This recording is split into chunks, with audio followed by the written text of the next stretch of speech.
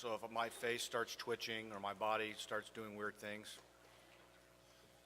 because I feel my nerve all the way down to my leg is crushing me. So nothing else weird is going on.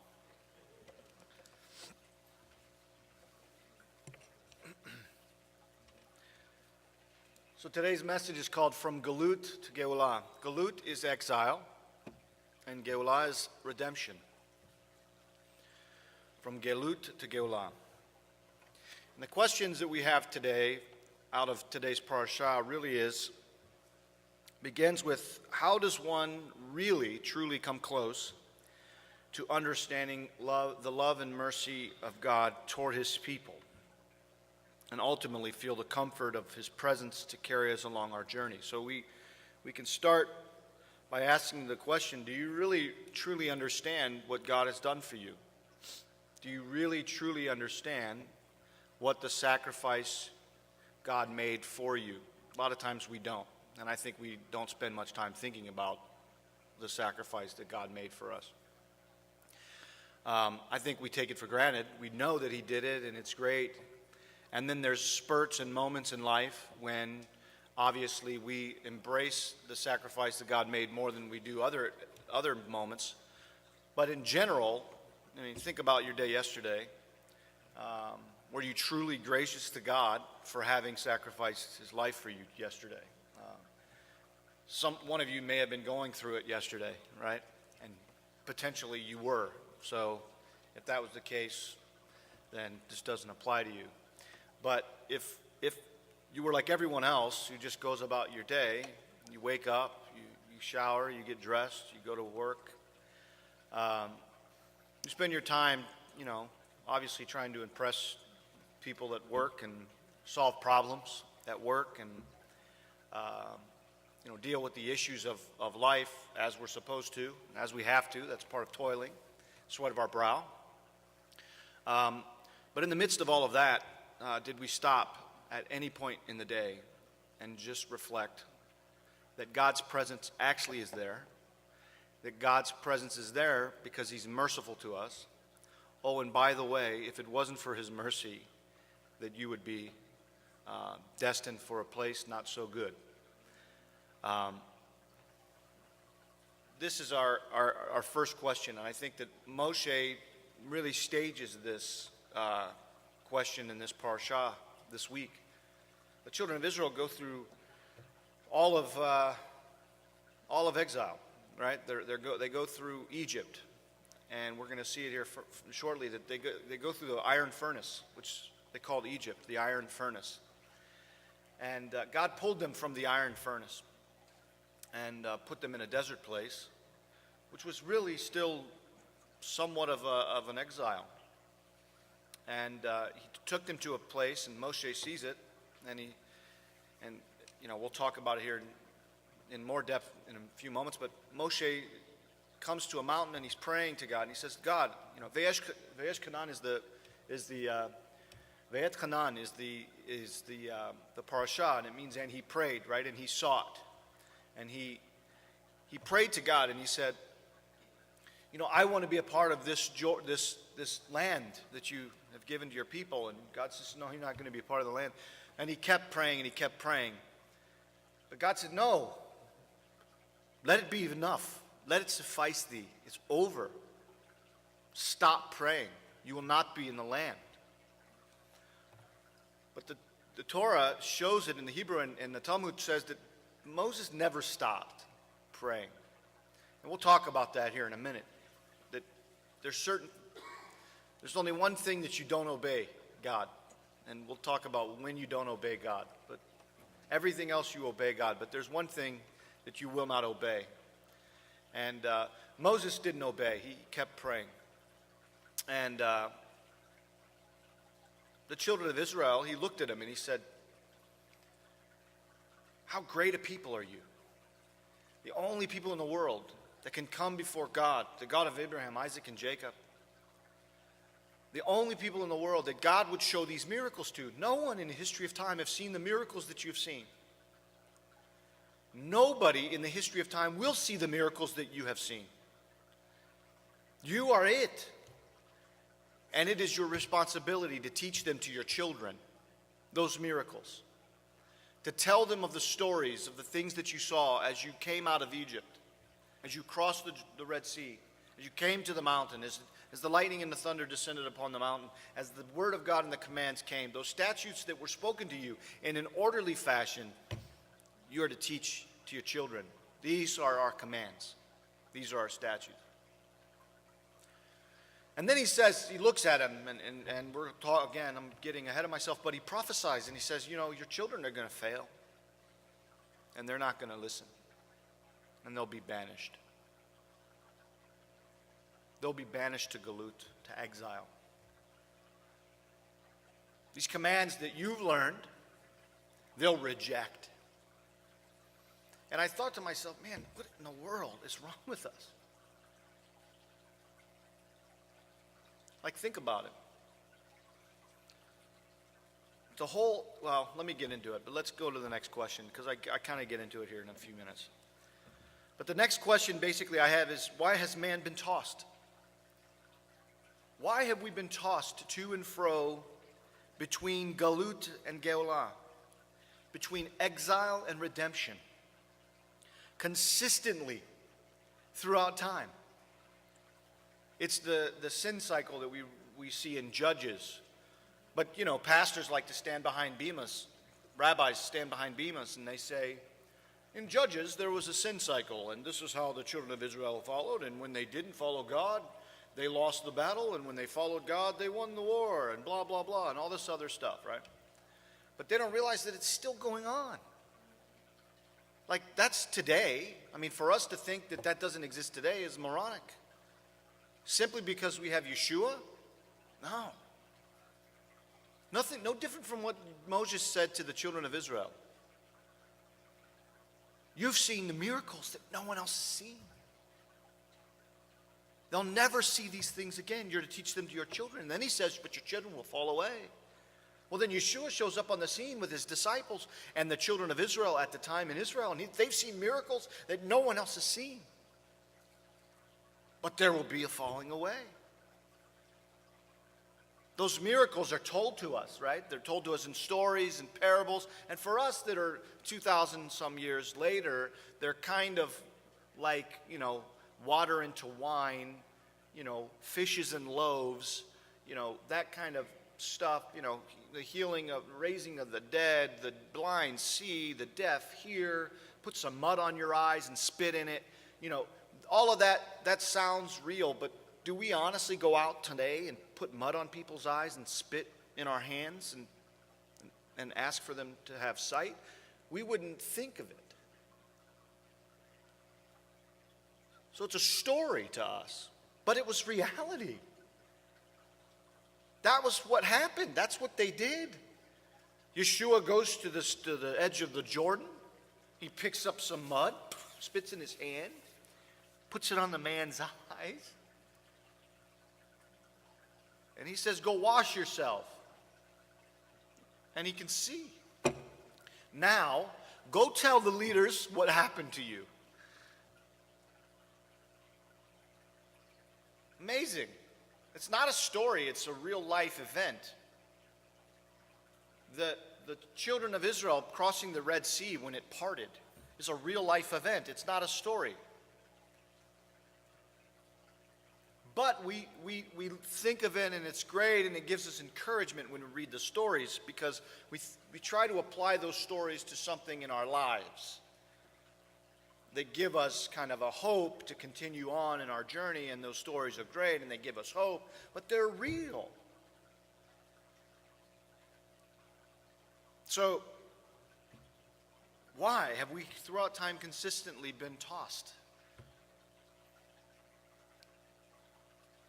The human reaction to God's commands, to his statutes, for whatever reason, is to vacillate to and fro between exile and redemption.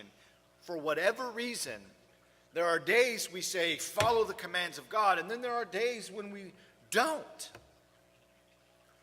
If you look at time, the history, and I'm talking about the people in general, I'm not talking about individuals right now.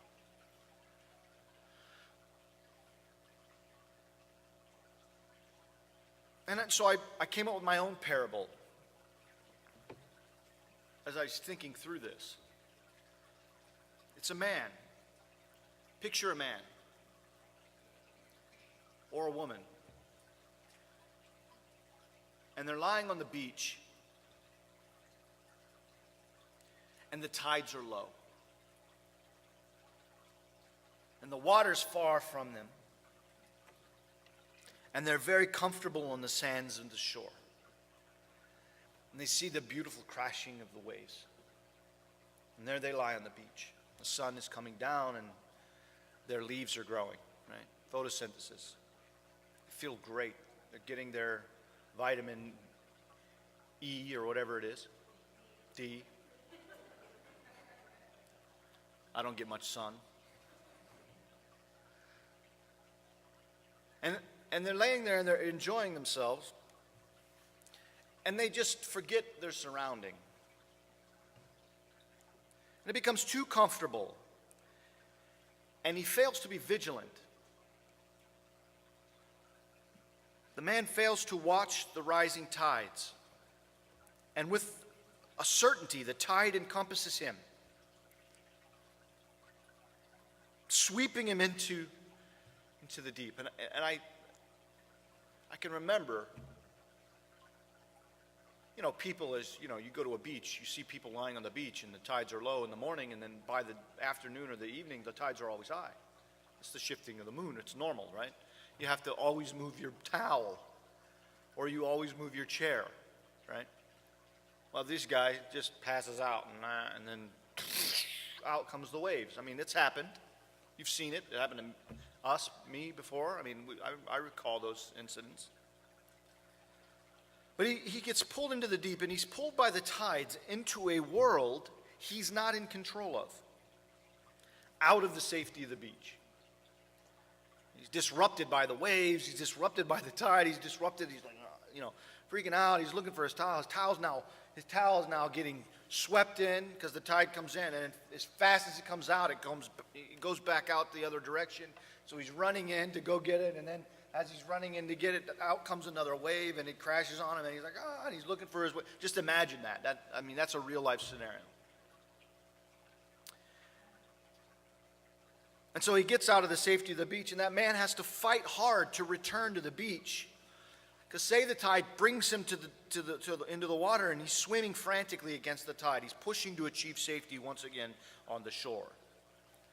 And one would assume that once that man achieved safety, and once he arrived again at the shore, that he would not forget his experience, and that it would ensure that he watches vigilantly for the tides in a future date. But he does not.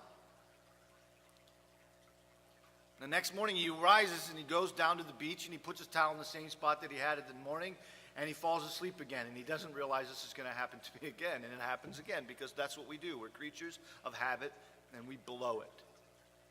We don't learn. There's a certain age that you're done learning. Changing.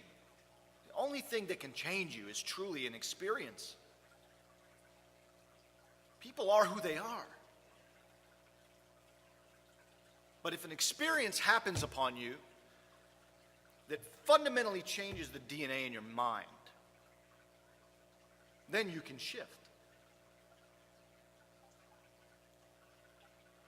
Science has said that a woman that has experienced a tragic event, could have been a type A personality before, became a shy introvert after the fact, if that woman was violated. A person who witnesses a crime, a heinous crime, of murder or anything, their mind is never the same. PTSD takes root. They're changed. Post-traumatic stress disorder, forever. You can't drive by that house. I had that with my old job. I remember I still drive by Goodyear right now and I get anxiety because I can't stand the place. It was an experience that fundamentally changed my DNA. Total anxiety. It's not even a joke. I will drive down East Market Street through where Goodyear, and I will get a stomach turning, start breathing heavy, and I'm like, oh. And then I'm like, I don't even have to go. What am I tripping out about? Mike, you idiot. Wake up. But things change. Experiences change people. Without that experience, you will not change. You are who you are. So we're creatures of habit. The book of Genesis begins with the story of creation. And the interesting thing about that is we all talk about how awesome it is. Oh, God created the earth in 6 days, and on the seventh day He rested, and all of that is so just awesome. And we teach our children, and the whole thing, and it's a great storybook, and we get into Noah's Ark, and it's great. But you're not realizing that the book of Genesis is about banishment. The book of Genesis is about the failure of man, not the greatness of God. In the end, it's about telling us the contrasting God's greatness with our insignificance. Where God banishes the people from His presence. Banished. Shuts the gates. Put 2 angels with some fiery swords. I mean, that's it. That's the story. And then after that, you know what it is? It's fight. It's a fight. The rest is a fight.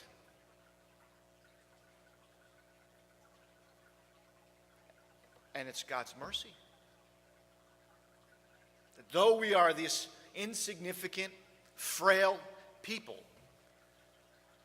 He continues, for whatever reason, to have mercy on us.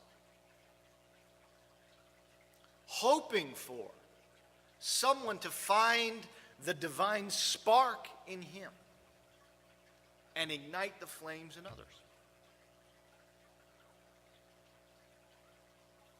It's about the banishment of humankind from His presence because man was swept by the tides of sin. Man got too comfortable on the beach, and sin had swept him up. The banishment then follows with God's search for a singular man that would seek that divine spark and that would swim against the tides of sin, to ignite a passion within others around him, to come back to the statutes and commands of God, to return. Not one that swims with the tide, because that's one way to survive. Let the tide carry you where it may. Float on it. It's one way to survive. Don't swim against it. Because when you do, your arms get tired, your legs get tired, you get weak, and sooner or later you'll fail. But God looks for those who swim against it, against the current of sin.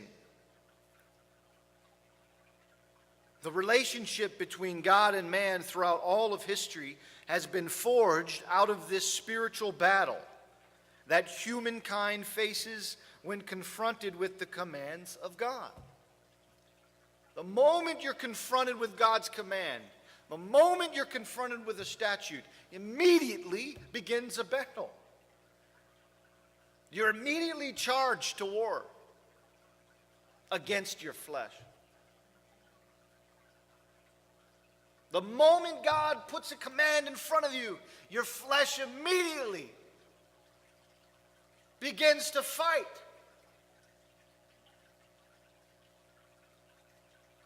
And this is post-Yeshua, guys. Because total redemption, which is Geulah, total redemption is not here yet. We're still in a fight.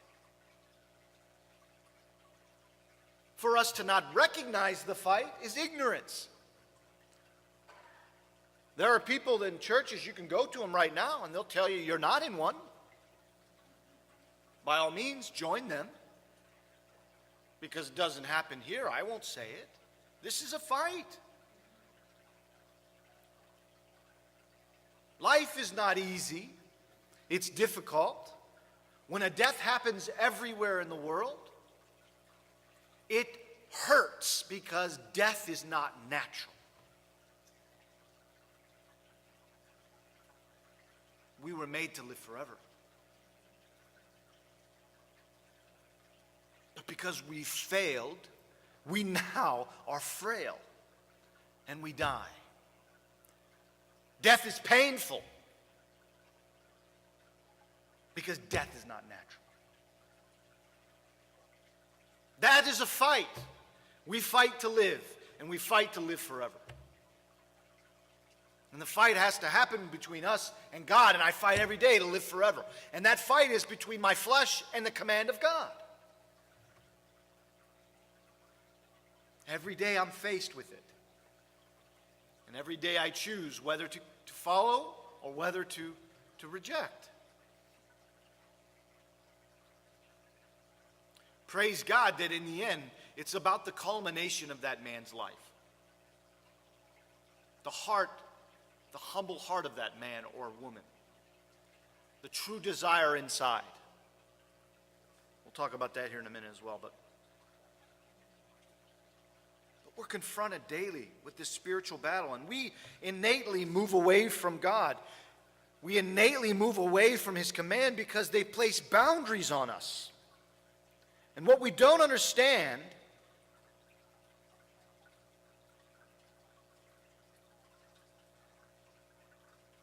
is that those commands protect us from the ripping tides of sin. What we don't understand is that those commands protect us from the ripping tides of sin. If you've ever been in the ocean, you know what a riptide is. And when there's strong riptides, what are the lifeguards doing? Get out of the water. Get out of the water. There's a strong riptide. Because you can't fight that unless you know unless you're a very good swimmer, you're trained. A kid who's not strong is done. Shark food.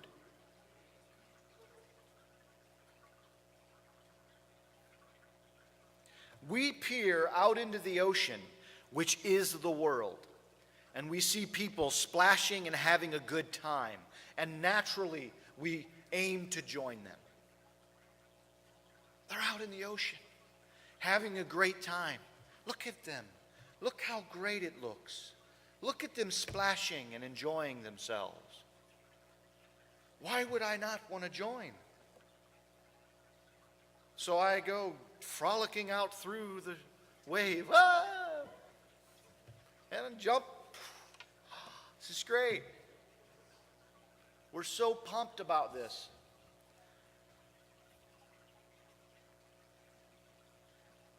But when we're out there, we're unprepared for the cross current of sin. We're unprepared for that cross current that comes in and grabs us, that moves us quickly from our destination to an island exiled from the presence of God. That cross current can suck you out as far as you can go.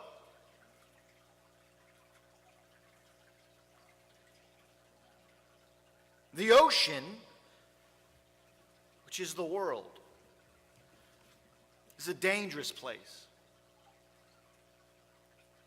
It can be harmless and fun if you're only up to your waist. When you're at your waist, I remember as a kid, my parents would say, only go up to your waist. Don't go any further than your waist every year. Don't go any further. I'm 19. Don't go any further than your waist.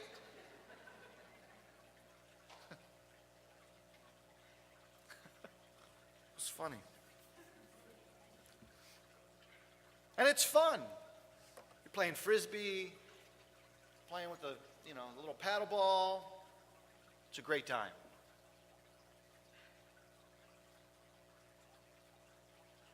But once you get to a place when you can no longer stand, you're subject to the currents. When you go so far out that you're not standing now, you're subject to the riptide, to the roar beneath you. And the statutes and commands of God are our life vest in this world. That is an ocean. They keep us afloat when the tides rise too high around us. Our mission is to be the spark that ignites the passion for God's commands in others that are frantically swimming against the tides. This week's parashah, Moshe prophesies that a people of Israel will fail in future generations to keep the covenant and statutes that God placed before them at Horeb.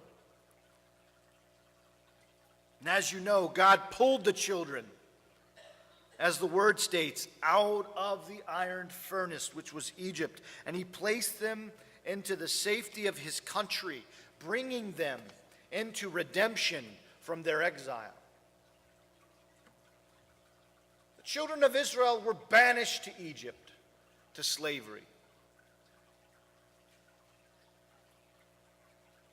God did that. That wasn't happenstance. Wrong place, wrong time. No. Egypt forgot about Joseph and decided that these Jewish people, these children of Israel, they needed to be enslaved. But at that time, I would argue that those children forgot about God because they were in the midst of status quo. Life was good. Everything was fine. They were the middle class. Nothing to worry about. Going to ride out my 20 to 30 years, have my retirement, enjoy my ranch home on the golf course in Florida. Just good. I drive a Cadillac. Man, what else could you want in life, right? That's what they were. Fine, okay, no worries, riding out life. No challenges, no struggles, no worries. They were living fine. Had what they needed.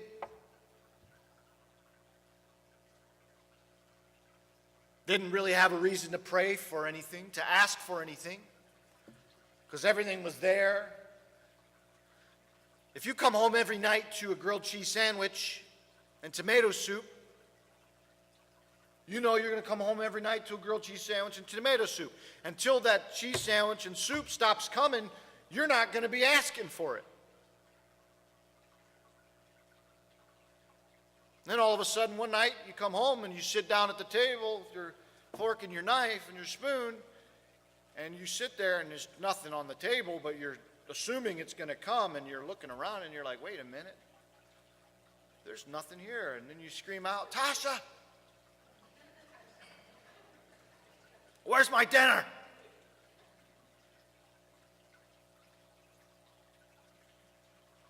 I mean, that's what happens. It just happens all of a sudden. The riptide of life, the ocean, roars over and things shift like that. But they have no issue. It's a Cadillac, they have their grilled cheese, tomato soup's on the table. Let's go, man. This is go time. No reason to carve a new path. No reason to be different. I can't look at my mom. She makes me laugh.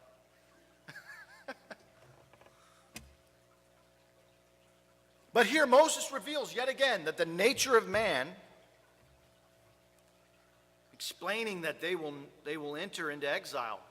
He says, it'll happen again to you, just as it did in Egypt. Just as you left Egypt to be enslaved by Egypt, you've been exiled to here, and God's given you a promised land. It will happen again. You will be banished yet again. Just like Adam was banished. Just like all of man was banished and killed and slaughtered except for Noah and his family. This is a continuous cycle that will always occur until the day of total redemption, until Geulah, until Olam Haba. This is why we cry out for the Mashiach to return. This is why we fight for him to come back. This is why we go and we get the divine spark in others around us to be praying together. Imagine a man that you know that's out in the middle of the ocean and he's fighting for his life, and all of us in one accord link arms from the beach to the man, and we're pulling him. That is the message. Join together. A man can be as far out into the middle of the ocean as long as he's connected to his family, to his mishpocha, that can take them back to the shores.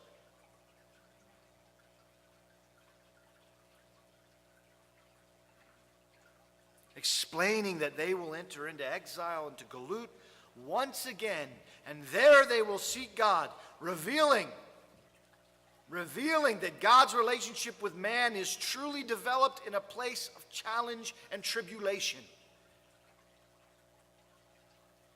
It's provocative to think that God allows banishment because there he connects to us.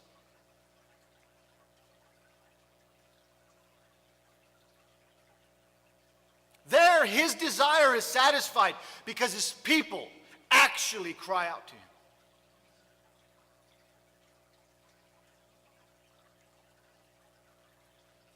Deuteronomy chapter 4, verse 25. When thou shalt beget children. This is what we've been talking about. And children's children. What that says is your great-grandchildren.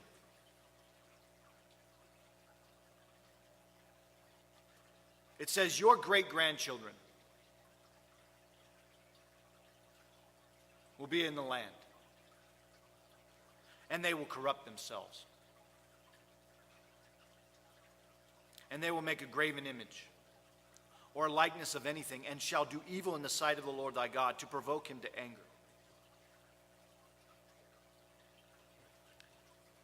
I went to a guy's house this week. I saw this old 66 car in the driveway and for sale, and I just thought, well, I'm going to check it out just for fun. And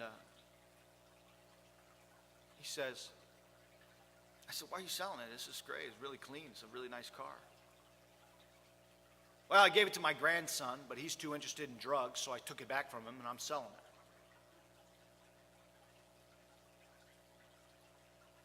It's the right thing to do.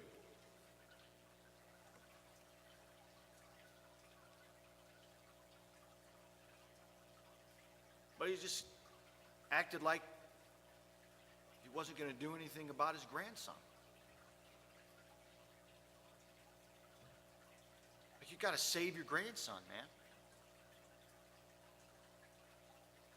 Save him. I mean, this reflects on you, moron.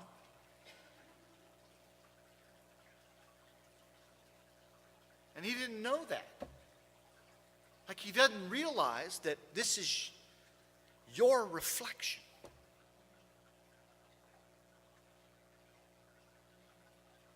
They're not individuals. They're you. Your children are you. Your children's children are you. They are your reflection. They represent you. And he is going somewhere you don't want him to go. So pick him up. Teach him, train him, embrace him, love him. Something's wrong that he has to do that. Here, Moses says, your great-grandchildren are going to fail. Well, whose fault is that? Because just before verse 25, he's telling them, teach your children and your children's children these commands that you have learned. And then the greatest thing of all is Moses says this, and you know what he's really telling them? He's looking at them in the face, and in a roundabout way, he's telling them that you guys are going to fail. You. Because your children and your children's children, they're not going to even know what happened to you out here. When you get there to where God is giving you fruit from the trees, when you get there, when the land is flowing with milk and honey, you'll forget all this Egypt, and you won't even tell them. And they'll fail. That is an absolute indictment on the people he was speaking to. It wasn't an indictment on the children's children. That's not an indictment on the grandchildren. That's an indictment on them. And he says they're going to fail.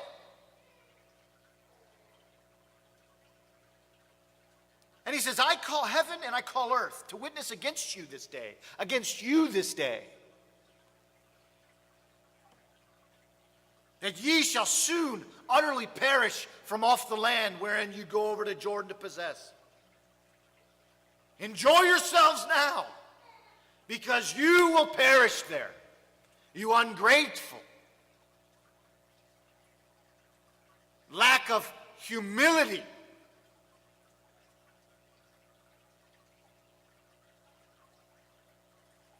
You will not prolong your days upon it, but you will be utterly destroyed. Imagine Moshe, the patriarch, who just led you through hell, is now telling you, I did it and you're going to die where you're getting put. Like, woo, like what in the world is going on? Like, why would you do that to us? If you don't read it like that, if we read it like this, ye shall not prolong your days upon it, but shall utterly be destroyed. It doesn't have the same impact, does it? And the Lord shall scatter you among the nations, and ye shall be left in few in number. It doesn't impact the same. You have to put that into your real circumstances. You have to say to yourself, how would I have felt if that case, and I'm going to be full of indignation. This man who drove, these people who drove me into the wilderness because I had to kill a soldier for killing one of them, and I had to escape, royalty. I got put into this land to be a shepherd with a priest of Midian who was a millionaire, basically. I'm up on a hill, and I get called by God to bring out this people and save them, and now they're just going to be destroyed anyway? Unbelievable. What was the point of any of that? Let's rewind my life and start over. Oh, I see an Egyptian man Jewish man getting beat by an Egyptian man. I'll turn my eye, and I'll continue being Egyptian. I mean, imagine how he feels. What did we do? I fought for you on the mountain. God said that you would be destroyed. And I screamed and I yelled and I prayed. You would not do this. These are your people. How do you think Egypt would think of this? And now we're here, and I know that you, this people in front of me, without me here, without Joshua, without Aaron, they're a wicked, perverse people.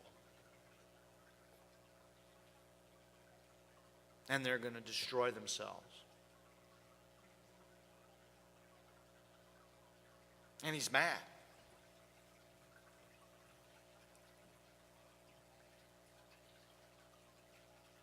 And then in verse 29, he says, he becomes Moses again. I think he settles down inside and he starts to think to himself, all right, dude, you struck the rock once, it jacked you up, so let's have the mercy of God. And he says to them, but if from thence thou shalt seek the Lord thy God, and then shalt find him, if you seek him with all your heart and with all your soul, when thou art in tribulation, and all these things are come upon thee, even in the latter days, if thou turn to thy Lord, even to the end, even in the latter days, if you spent your whole life being, stupid, in the end, you turn and you seek him with all your heart, and you will be obedient to his voice. For the Lord thy God is a merciful God. He will not forsake you. He will not destroy you. And he will not forget the covenant of your fathers.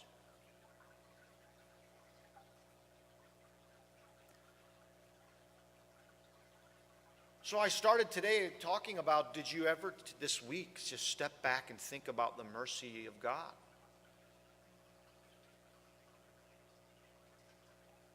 That's what Moshe is saying here. He is a merciful God, isn't he? He looks out to the people who are wicked and perverse. And looking at them, he can't help but think, how merciful are you, O God? That the people standing here now, you actually saved and brought through 40 years of wilderness. You protected this people who screamed and yelled and murmured and complained and cried out for quail when they were given manna and wanted to return to Egypt, and all of those things. You, Lord, had mercy on them. I mean, Moshe, of all men, understood the mercy of God unlike anyone else. Because it was a physical redemption. A spiritual redemption is a different thing. It's okay for us to think about a spiritual redemption. Like, oh, your soul will be saved, but your flesh will die. Okay, that makes sense. These people had a physical redemption, meaning somebody had their knife on the throat and they decided not to do it. And he knew it, he saw it, unlike ever before. I mean, that's true mercy. When a king decrees you to die, but then gives you a pardon. It's what the president does every year for that poor turkey. Right? It's a pardon. You guys have the same mercy.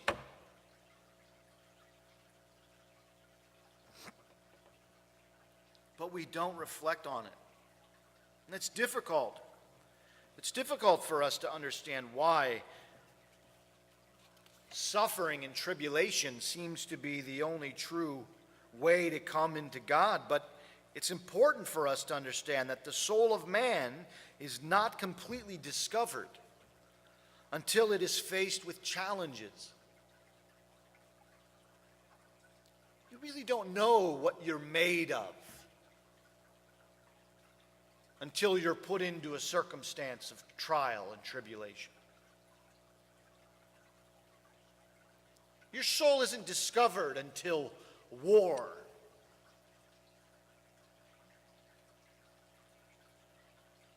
And you battle. When you battle, what you do, the way you react, it really tells you who you are. All of us on a daily basis should be reflecting on who we really are based on the decisions that we make. Am I a wicked man? Am I a righteous man? Am I a humble man? Am I a prideful man? Every day there's decisions that are presented to us that we make this, we fight those. Those are battles. You should know because there is challenge in front of you.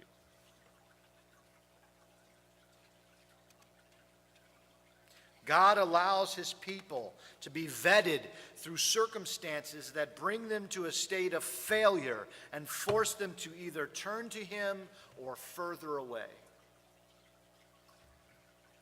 He'll allow us to be brought to failure until our muscles fail to vet us out and see, will this one come closer to me or farther away from me? Throughout all of history, oppressive circumstances have stimulated humanity's most profound and innovative creations, while conditions of unmitigated freedom seemingly yield less imaginative results. Think about the Age of Enlightenment. It was forged from the annals of medieval routines of war and hard work. In the Middle Ages, people were focused primarily on the agrarian life and surviving another year without being destroyed in battle. And during the Renaissance, new paths were formed through art and the printing press that encouraged people to challenge rather than riding the current of status quo. The great stuff that we have today was birthed out of the Renaissance period. It was just a 14th century to the 16th century, when Leonardo da Vinci and Van Gogh and the printing press and newspapers and all this stuff, and now the modern day web, all this stuff, people are carving new paths, getting people stimulated. But the Middle Ages were highly oppressive. The church basically ran the world from the 5th century to the 14th century. And the church oppressed. And you had the war of the Moors and the war of the Goths and the Vikings and all the wars that occurred during that period of time. And life wasn't good. They were fighting. People were dying. They were living to 30 and that was it. I mean, the life expectancy of man was ridiculous. It was a bad time. Think about that. How old are some of us in the room? And in the amount of time that we've spent on earth, how many new paths have we carved?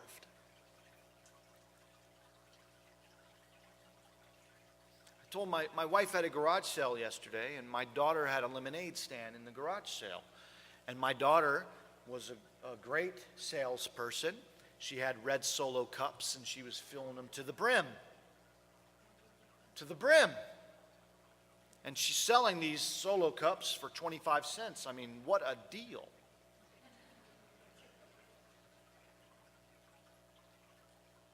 And our next door neighbor comes on over, and she sees my daughter's little lemonade stand and the lemonade out there. And our neighbor goes, how cute.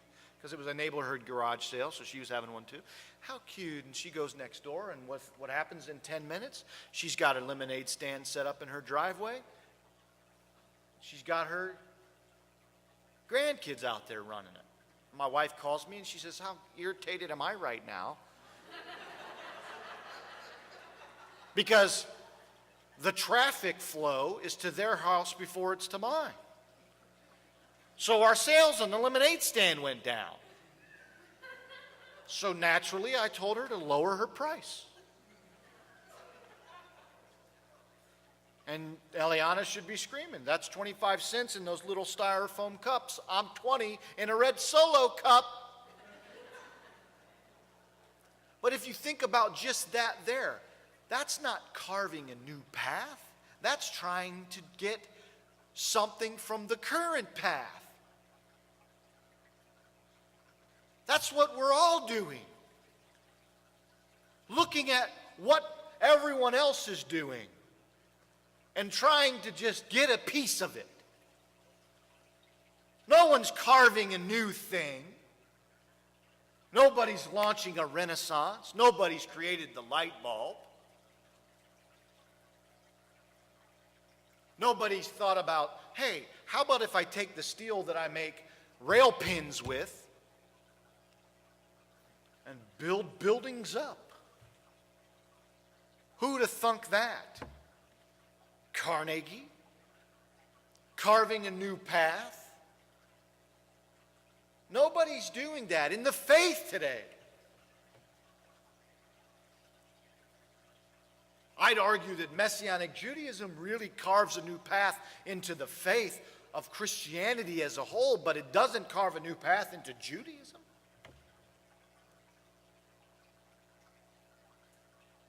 Where are we making an impact? You've lived for however many years you've lived. Tell yourself in your mind how old you are. And think about every hour of every day of every year. What have you done?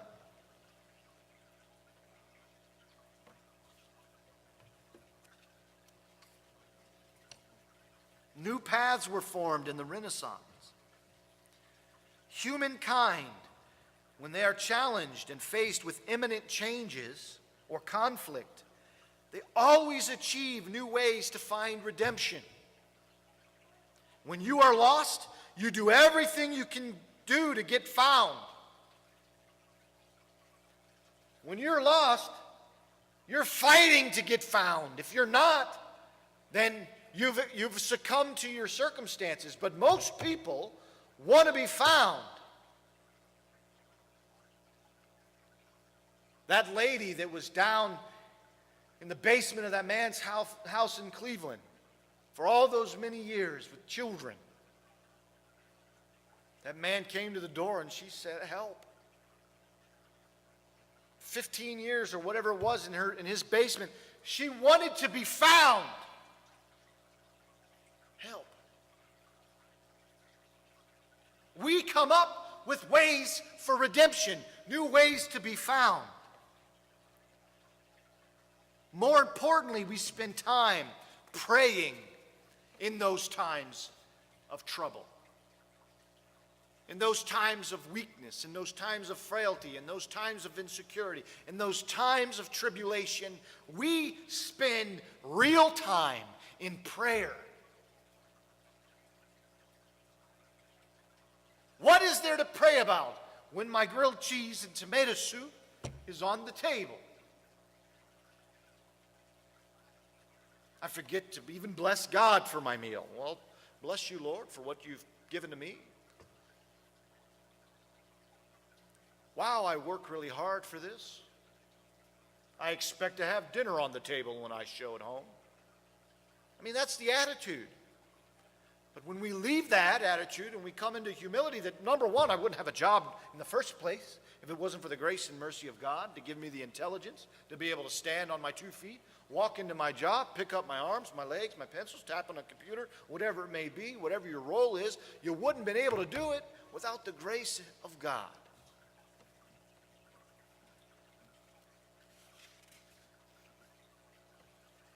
We spend time in tribulation praying, seeking God to the point that you must necessarily find him. Because when we ask, I don't know if you know this, but God is obliged to answer. When you ask, he is obliged to answer.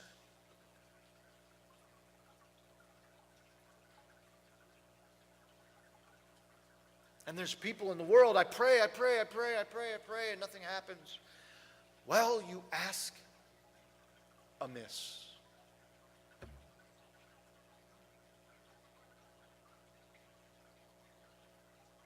You've not really thought about the whole circumstance. You've not really broken it down to its bare minimum. And as a result, you pray and you ask amiss. The most important truth to know is that we must never, ever stop praying and asking God to supply our needs. Never. You should never stop asking God to supply you your needs. That's what he enjoys. To supply you what you need. To give to you. That edifies him. that He is the provider. You can't do it. He does it. It's the same thing that a man feels when he goes to work for his family and comes home. And your wife puts bread on the table and you feel good about it. Why? Because you're at work every day working your tail off to bring home the bread, not the bacon. Unless it's turkey bacon. I did ask my wife this morning if we had bacon, though. Turkey bacon.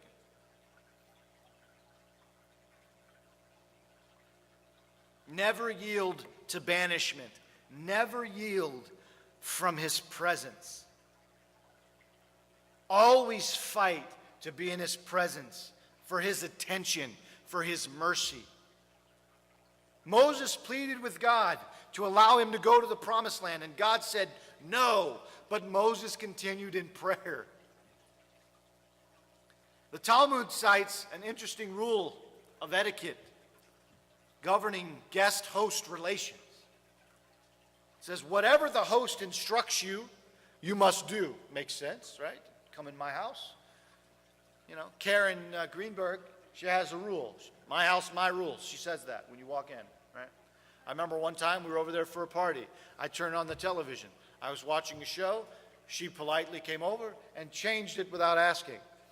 I thought to myself, what on earth are you doing, Karen? I was watching that show. Karen responded to me, my house, my rules. You're the host, by all means. Right? Whatever the host asks of you, you will do. Except, and this is awesome, when the host says, get out of my house. The rabbis teach that this applies to our relationship with God. As guests in God's world, we must obey all that He instructs us to do, except when He tells us to get out. When He banishes us from His presence, we are not to obey. But to persist in our efforts to come close to Him. So even as we submit it to its decrees, we do not reconcile ourselves with the phenomenon of exile. We do not reconcile ourselves with the phenomenon of Galut. You and your wife are in a fight. Your wife says, get out! Mine actually has never said that, thankfully. But I know some of yours have, probably. And your wife says, get out of here! And you go, I'm not leaving. No! I'm going to stand here, and we're going to talk this out. Usually it's the opposite. It's the guy and the girl. The girl's usually saying, I'm going to stand here and talk this out. And the guy's saying, I'm done with it. I don't want to talk about it anymore. I'm totally finished with this conversation. Well, I'm not finished. I want to do this, right? Well, this is what you're doing with God. God banishes you. No way, Jose. I'm going to stand here until you embrace me back into your presence. Until you love me. I know I blew it. But I'm going to stay here until you love me again. Until you embrace me again. Until your mercies endure on me.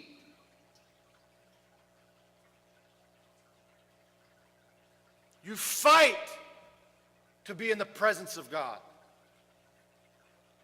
Naturally, holiness and wickedness are counter to each other. So when we try to come into His holiness without ourselves being holy, He kicks us out, but we continue to fight to be in His presence.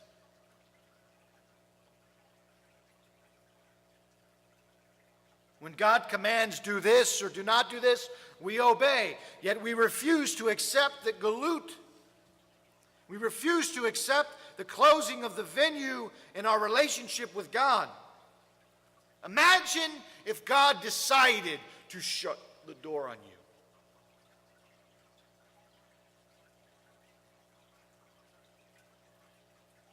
Imagine if God decided that I've had enough with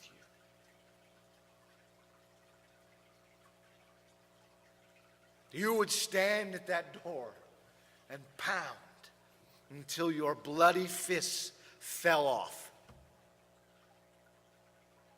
No, do not let me go. You are not finished with me.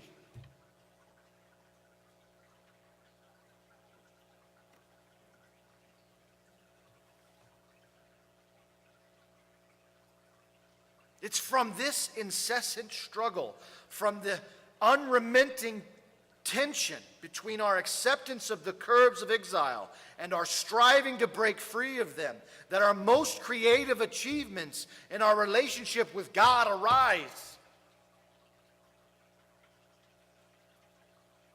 It's in this period of struggle that our most awesome achievements with God come about.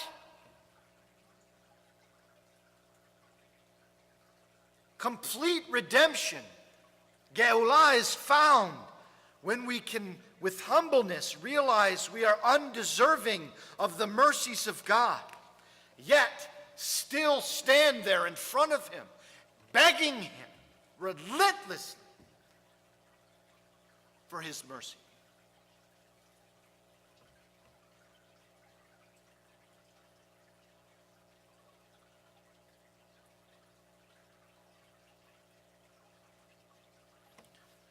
I was having a conversation this week about careers and etiquette and business. And there are people that come to you and they ask you for a raise. And when they do it, they list their achievements. And that's normal, right? This is what I have achieved. This is why I'm deserving of my raise.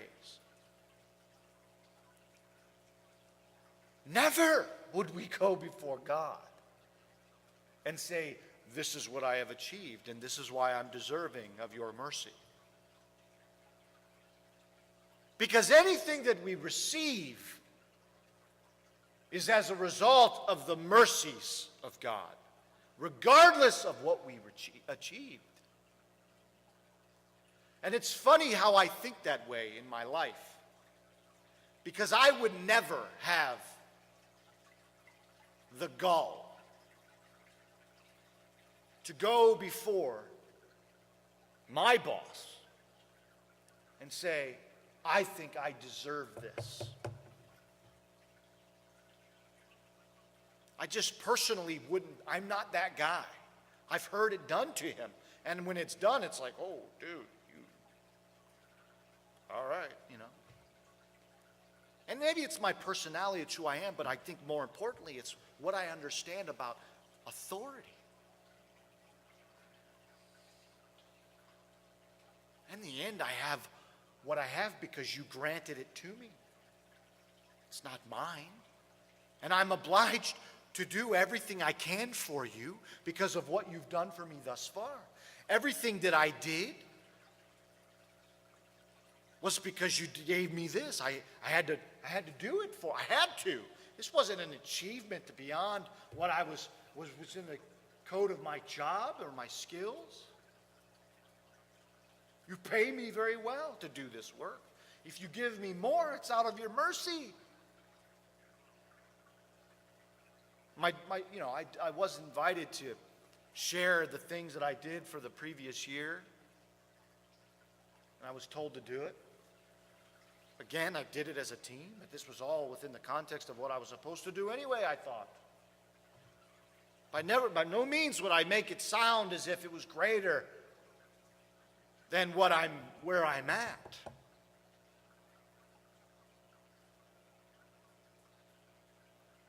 Same thing with God. We can't go before God and say, God, I've done this. God, I've done that. That's pride, spiritual arrogance. I pray to you. I seek your face every day, but you don't give me what I ask for. What is that? What is that? Do you know who you're talking to? You don't have to have anything. That's a different mindset that, quite frankly, the world does not have, the church does not have.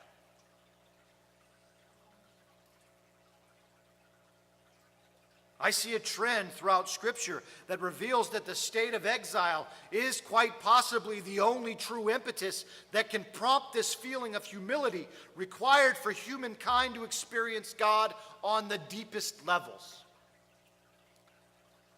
Exile is the impetus that drives you to experience God in a deeper way. I think quite honestly, it might be the only way for you to do it. Because you wouldn't be humble enough to come before His greatness and recognize your insignificance. We all think we're something. I can tell you that. During the week, not on Shabbat, I probably walk through the halls like I'm the man at work. And then I come to conclude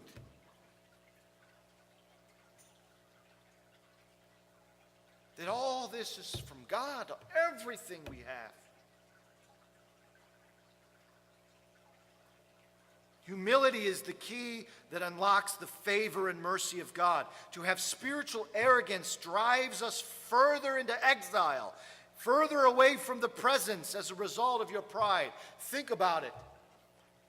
If you had pride in a fight, just put it in context with your boyfriend or girlfriend or wife or husband, you had pride in that fight, that's going to drive you guys further away, right? The moment someone gets humble, it softens the other. The moment it happens, the moment someone says, yeah, I'm sorry, I'm sorry. The other one's like, well, you know I'm mad, but it's all right.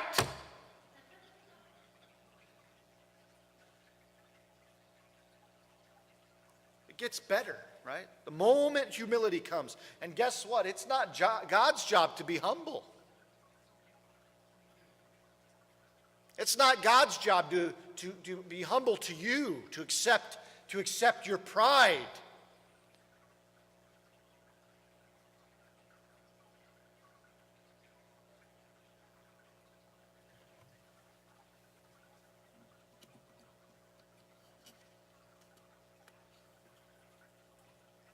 Moving from exile to redemption is based on the condition of your heart. It is not likely that the condition of a man's heart is perfect from the beginning. Experience must form the heart and prepare it to be humble and submissive. Otherwise, it's prideful and combative. From the start, man's heart is prideful. From the beginning. You see it in children. They have pride. They look at the one and they get jealous and they want to be doing that. They're like, no. And they'll try to steal the thunder of the other kids that are doing something that everyone seems to like. That's the pride of man's heart. That comes out. That's reality. But experience has to forge humbleness. Humbleness only comes as a result of failure. Thus, everyone fails and has to come into a condition of humility. Tribulation ignites that humility. The proverb states, the highway of the upright is to depart from evil. He that keeps his way preserves his soul. Pride goes before destruction, a haughty spirit before a fall. Better it is to be of a humble spirit with the lowly than to divide the spoil with the proud. That doesn't mean that you're not going to have things. That just means that when you're with the proud, what they want to do is divide spoils. They want to go conquer things. The lowly have nothing. So it's almost better for you to be with them and have a humble heart than to go be with with the cool crowd.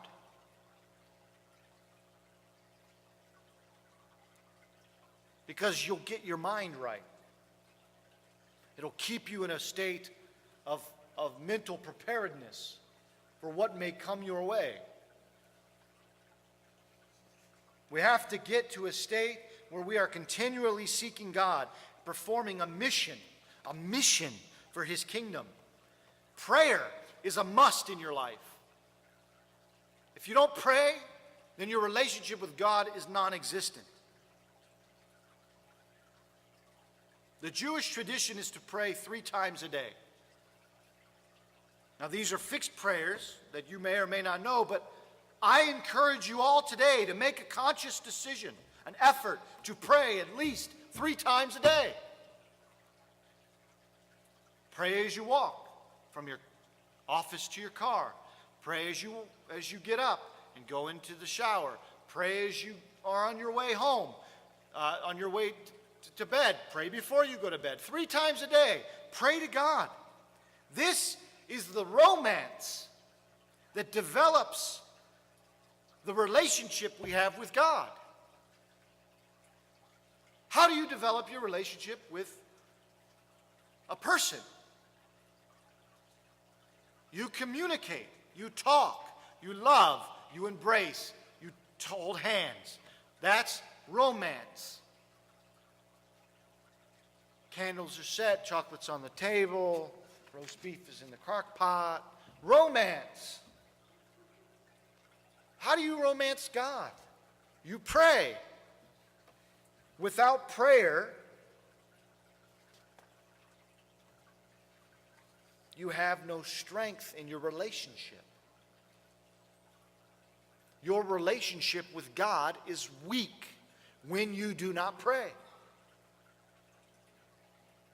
Praying to God, presenting your needs, provides God the opportunity to communicate with you through answering those needs. When you pray to God and you present your need, you know that your relationship with God is good because He answers those needs. If He's not answering, your need, I would say you pray and you ask amiss.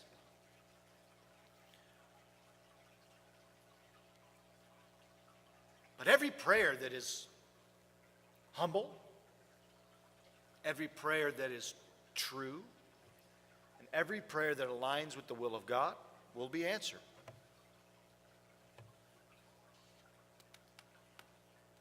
Asking to receive from God in prayer and supplication is the necessity of every believer, and it is the most important thing to maintain our reverence to Him, to maintain our sense of humility. Reverence and humility cause us to receive from God. When we are arrogant, it's a wall, a Chinese wall that God's answered prayers cannot get over.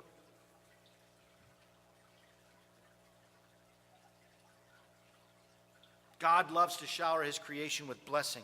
In order for God to reign on us, we must ask. Prayer provides you with strength to overcome when the tides of sin attempt to pull you away from the safety of the shore. You become edified in prayer through the presence of God. And the problem today is that people are not praying, and thus they are not in concert with the divine spark that brings life and encouragement, and thus they are simply living their lives without a mission. Without praying, you have no mission. I was reading this week about the children of Israel, and there was a great sage that said with deep despair the following. He said, "Have you ever calculated how many precious youth hours are going to waste every day? The use of every such hour could work wonders." How old are you? How many hours have you spent? The use of these hours could work wonders. Instead of giving orders, our leaders make speeches, and the young people go to cafes and waste their precious, irretrievable time. Isn't it funny that he says the leaders make speeches and they don't give orders? He's saying the people want to be told what to do. They don't want speeches. You make a speech, they go to the cafe. You give an order, they go to work. Instead of giving orders, the leaders make speeches. Do you remember them during the Sinai campaign? How they rose like one man because there was a commander whose orders were such as they had been waiting for. Even if they did not know it beforehand, just give them an order as was done during the Sinai campaign. Never mind the particulars. All that matters is that it should ignite some spark as it did then. And you will see how all the latent forces will rise up again. You give them orders.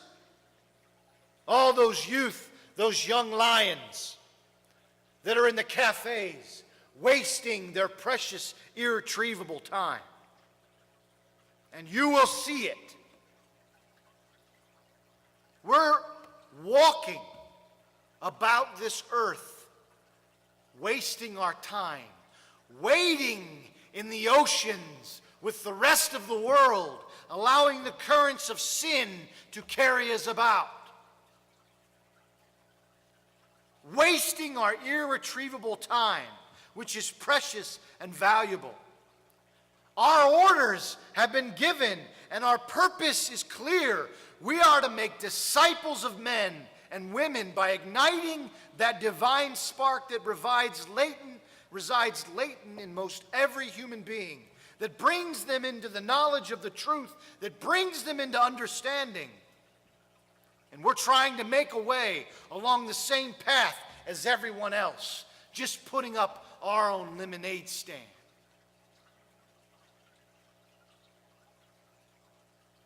Carve a new path. Help people find their way to redemption. Those that are lost, that are knocking on the door, saying, help. Help them today.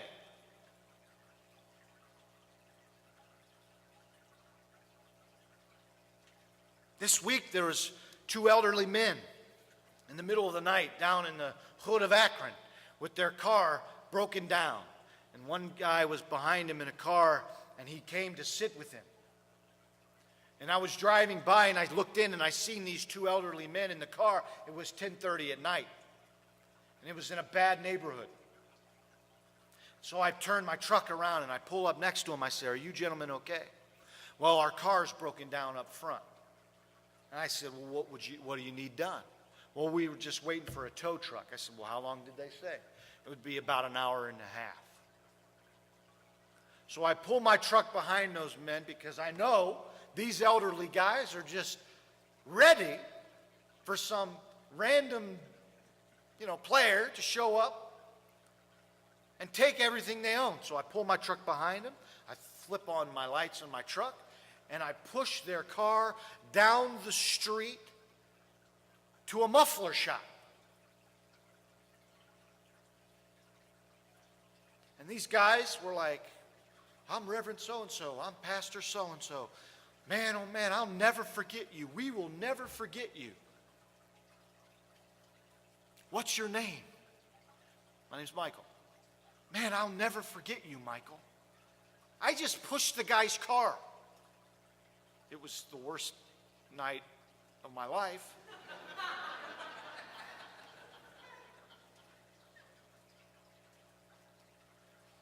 But that reverend is standing at his bema tomorrow, preaching how some angel appeared in the dark to push their car down to the muffler shop. I could have drove by and said, "Tough luck, old guys." But I didn't waste my time. I used it. I was sweating, hot, ticked off, but I used it.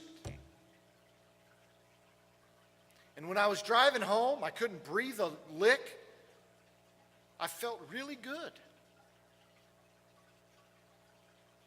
Use our time, guys. Help people that need help. You have a mission. You have orders. They've been given to us 2,000 years ago. They were given to us when the 11 disciples went into Galilee, into a mountain where Yeshua had appointed them. They were given to us when they saw Yeshua and they worshiped him. And when even some of them doubted, when Yeshua came and he spake to them, saying, "All power is given unto me in heaven and in earth. Go ye therefore and teach all nations, kol goyim, baptizing them in the name of the Father, of the Son, of the Holy Spirit. Teach them to observe all things whatsoever I command you, and I am with you always, even unto the end of the world." Those are your orders. This week, who did you speak to? This week, who did you bring to Yeshua? Not who did you condemn. Not who did you look at and say, "Oh, you sinner. Look how you're living your life wrong. You should be living this way. You need to keep the Shabbat. You're celebrating Sunday." That conversation's got to end. Us going out and condemning others for their failures when we ourselves fail daily. Begin to talk to them about the mercies of God. And though they're evil, and though they're wicked, and though they worship wrongly, teach them the mercy of God. Make disciples. Who wants to be the disciple of somebody that looks at them condescendingly because they don't wear a kippah or a tallit, or they don't keep Shabbat the way they should? Who wants to be the disciple of that? Nobody. The mercies of God start the entire conversation. And once they learn of the mercies of God, once they learn of his greatness, they themselves will do nothing but seek him. And when they begin to seek him, they'll say to you, "I need to know about this Shabbat. Please tell me." Why do we worship on Sunday? Oh, it's funny you should ask. Let me explain to you what happened throughout time. Now, all of a sudden, we have a reason to teach, not to condemn. You condemn people that know. You teach those that are lost. There's a difference. Somebody that's in the church, "You should be doing this," and yada, yada, yada. They have no idea. You don't speak to them condescendingly. You love them as Yeshua would love. Someone who's never come into the faith, you don't speak to them condescendingly. "If you don't follow God, turn your ways now, you heathen." What in the world is that going to do? Hell is here for you. Like, come on, guys. That will not turn anyone to faith. No one. The lost need love and compassion. This Shabbat is about compassion. This Shabbat is the Shabbat for Nachamu. It's the Shabbat for comfort. If you learn anything today, learn that prayer is the keystone to your relationship with God. Prayer is the keystone to you understanding his mercies and being comforted by him. That, in result, will teach you how to be a merciful leader in the faith. How that when someone is failing, when someone is screwed up, you're not going to look at them with condescending eyes, as they did from the Middle Ages. But you're going to look at them with love and with compassion and say, God's mercies endure forever. Turn your ways, verse 29 of chapter 24 of Deuteronomy. Verse 29, Moshe comes to the light after he's done condemning. You losers who've heard nothing this whole time we've been in the wilderness. If you turn your way, if you seek the Lord, He will have mercy on you. He will love you. He will embrace you. This Shabbat is the Shabbat of comfort. Teach those that are lost the mercies of God. And those that should know better than they know, by all means. Turn your back on them if they fail to change, and watch them return, banging on the door, bloodying their fist. I will not relent until you let me back in this house.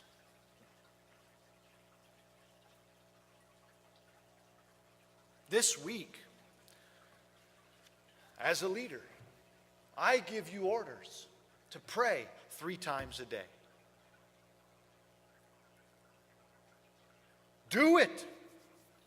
See what it does for your life. And watch.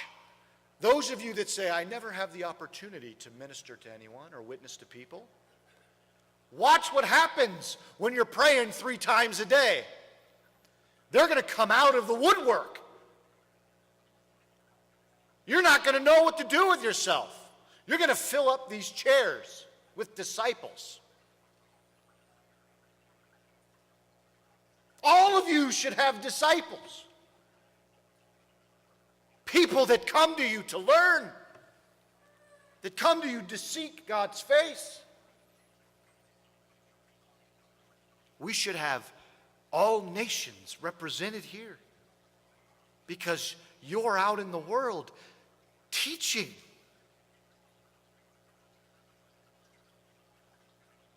Not gathering it for ourselves, not taking it in for ourselves and hoarding what God is pouring into us, not being spiritually pride and arrogant, but in the world that people are attracted to us because we have the divine spark. People should tell you, I've never met anyone like you.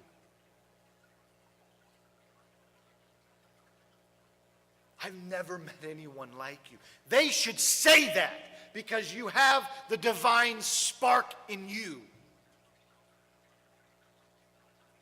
Be attractive.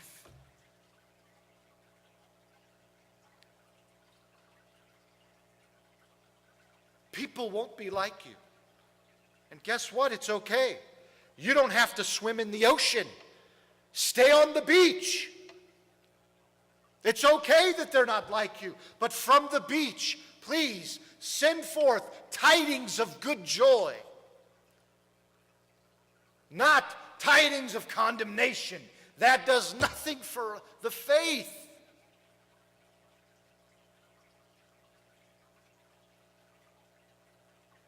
The printing press has come a long way. Now we have video chat, and Facebook, and LinkedIn, and all kinds of great things that in the end represent you. How we present ourselves to the world to see. We give ourselves the ability every day to talk to people, to minister. This week, find a person, one. Be able to have a story that God brought this person into my path and I was able to share with them. How do you do that? I guarantee you, start praying 3 times a day, get out of your hermit closet, and go out into the world and meet some people. And you're going to be able to turn some lives over to him. That's what we do. Yeshua didn't say to stay out of the world. He said to go into it. We're not hermits. Amen. It is our duty to praise the master of all, to ascribe greatness to the author of creation. He made us unlike the nation of the lands and has not placed us like the families of the earth. He's not made our portion like theirs and our lot like all their multitudes. And we bend the knee and bow, acknowledge our thanks before the King over kings, the Holy One, blessed be he. He stretches out heaven and establishes earth's foundation. The seat of his glory is in the heavens above, and the presence of his power is in the most exalted heights. He's our God, there's none other. True is our King. There's nothing beside him. As it is written in his Torah, you shall know this day that, and take to your heart, the Lord, he is God in the heavens above and on the earth below. There is none other.